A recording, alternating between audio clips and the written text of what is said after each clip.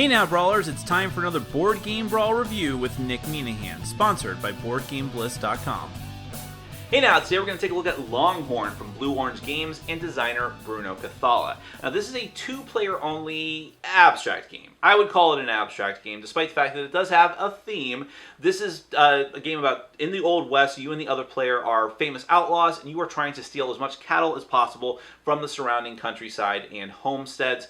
You are, at the start of your turn, you're going to be on a tile, take whatever cattle you can, you must, and then you're going to move your token and flip it over to your opponent's side to another tile, hopefully in a way that is advantageous for you and not advantageous for them, and then they're going to do the same thing. Let me go ahead and give you a brief look at how the game is played, then we're going to come back and I'll let you know what I think.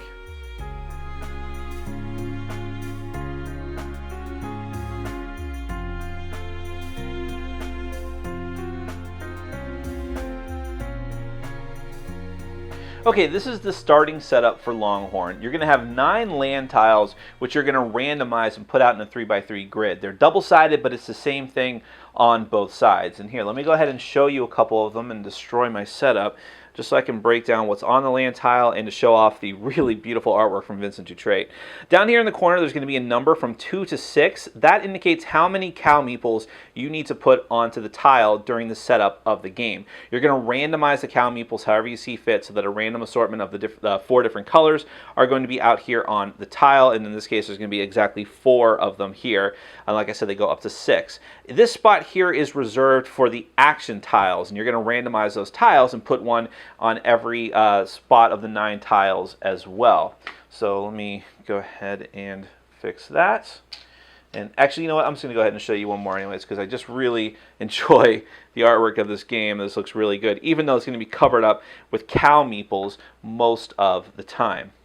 So you'll have this as your setup. You'll have all the cow meeples out here. You'll have all of the action tiles, which I'll get back to in a minute once I explain how the game actually works.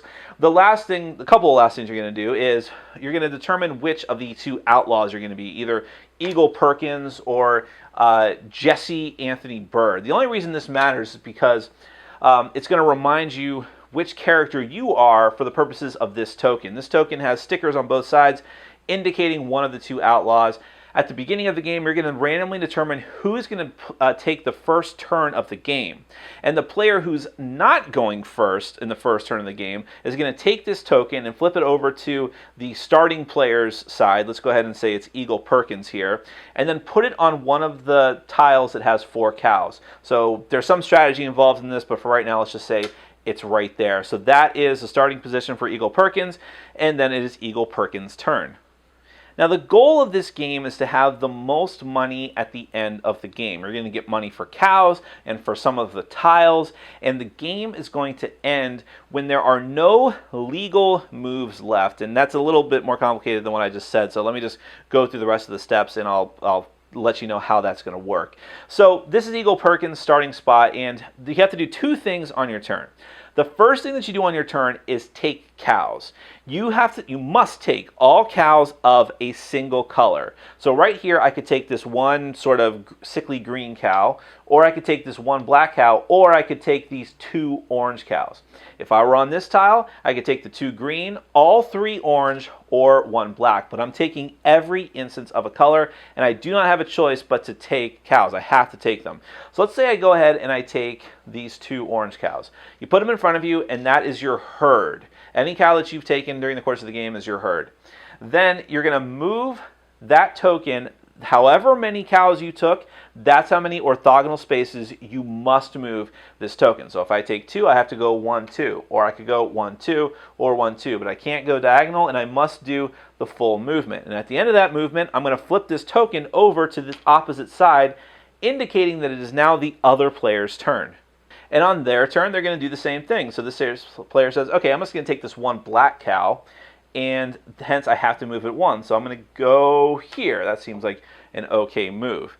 And then, of course, you will flip the token over to the opposite side, and that is the back and forth in the main crux of how the game is going to work. Now, you might ask, now, why are you doing all this? Just to get cows? Well, partially. At the end of the game, you're going to earn an amount of money for each cow equal to however many cows of that color are left out on the board. So, for instance, if I had 4 orange cows at the end of the game, And there were, well, let's see, what's the total here? 3, 4, 5, 6, 7, 8, 9. Okay, there's 9 orange cows total. If I had, let's say, 6 orange cows in front of me, and that means there was 3 more orange cows left out on the board, every one of those cows that I have would be worth 300 gold, which is 1,800 points, essentially, for me winning the game. But if there's no cows out there, then I get no points. If there's only 1 orange cow left, every one of them is only worth 1. So there's an interesting back and forth there as to how many cows you should take, how many you should leave out, and so on.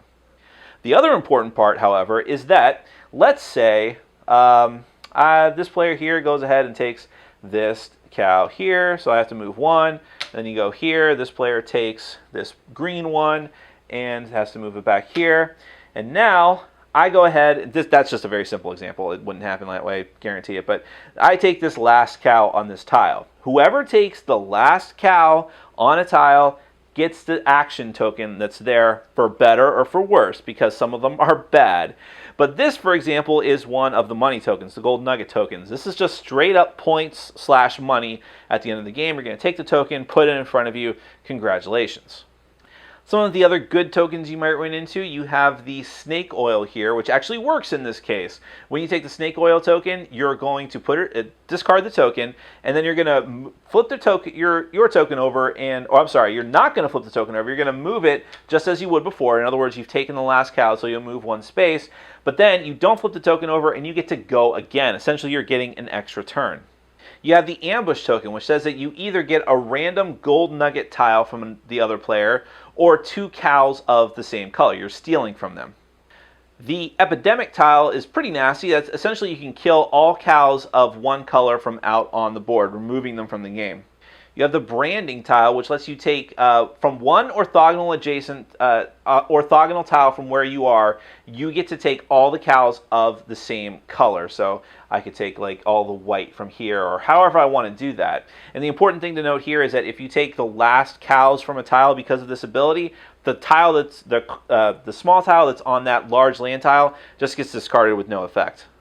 But of course there are bad tiles. You have the rattlesnake. The rattlesnake scares your herd. So if you're forced to take this tile, then you're going to have to take 1 cow of each color that you have in your stock, and you're going to have to disperse them amongst adjacent tiles. You can even put them all on the same one if you want. And the last one is the nastiest one in the game, and that is the sheriff. If one of the players is forced to take the sheriff tile, they are eliminated and the other player wins by default. You don't even get to the final scoring of the game. You just remove the tile, that player is lost, you've been caught by the sheriff. So that's one way the game can end. The game can also end if one player manages to get 9 cows of the same color. They're officially the best cow thief in the world, and they will automatically win the game, although not if they got caught by the sheriff in the same turn. And lastly, if essentially there's no legal moves left, in other words, you take a bunch of cattle and then there's no move that lets the token end up on another space that has cattle, the game will also end, and then you're going to count up points.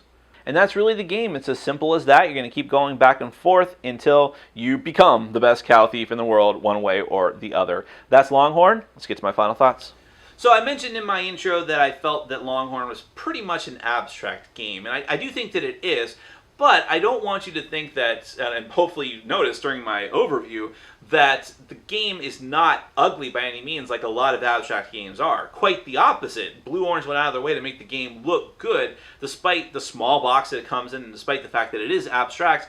They used Vincent Dutrait for the artwork, who's an amazing artist, and he's definitely had his full skills on display here. If you look at the land tiles, during the course of the game, they're covered up with cow meeples, so it's kind of tough. But if you actually look at them, they look fantastic.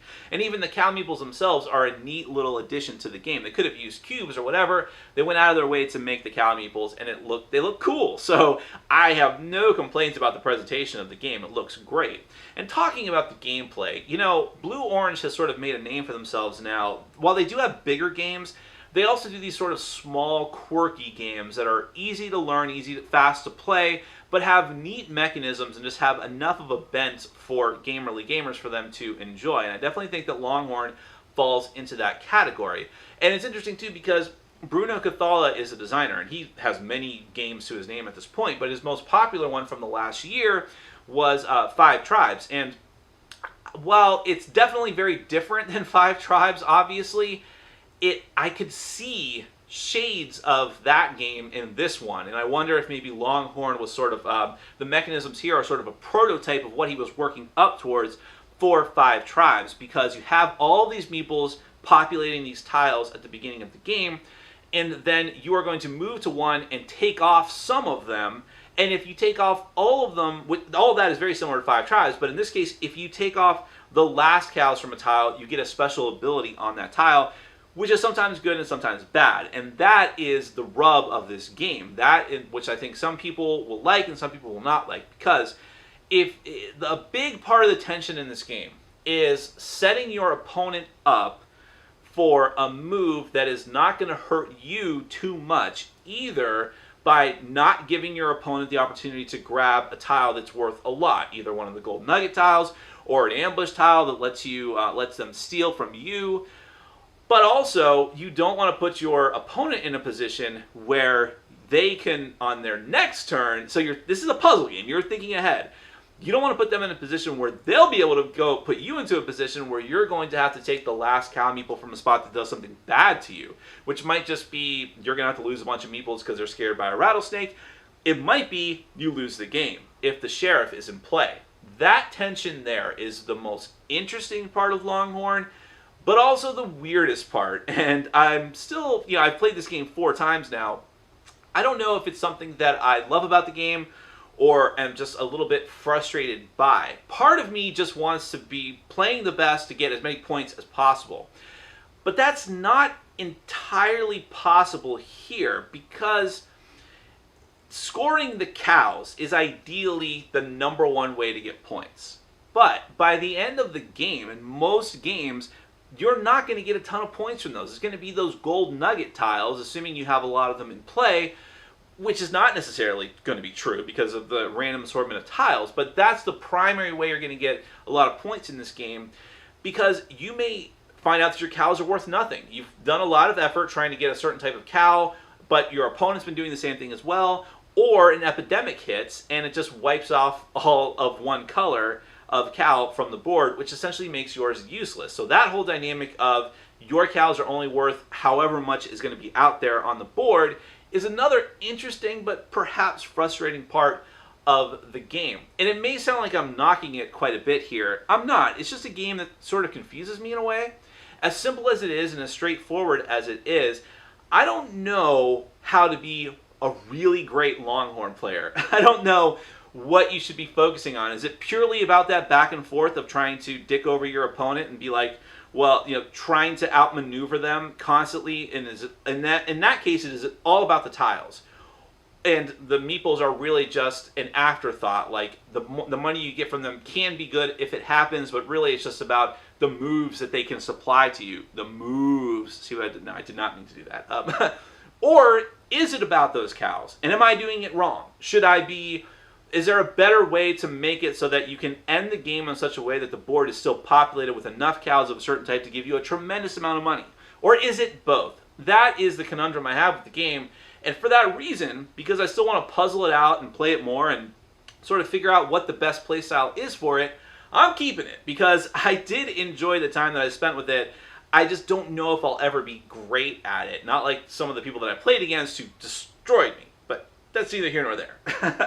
But I still think it's very interesting. I love it. It's the same thing I loved about 5 Tribes. The idea of having your moves and your abilities dictated by picking up this pile of stuff. And it's done in a very different way, but the premise is still there. The game looks fantastic. It's very fast, and it's very simple, very easy to learn. And for that reason, it would be a great 2-player filler game. That is Longhorn from Blue Orange Games. Highly recommend it. Thanks for watching. Follow us on Facebook, Twitter, and Patreon. And make sure to check out our sponsor, Board Game Bliss, where you can find an amazing selection of games from around the world. BoardGameBliss.com. Thanks for your support.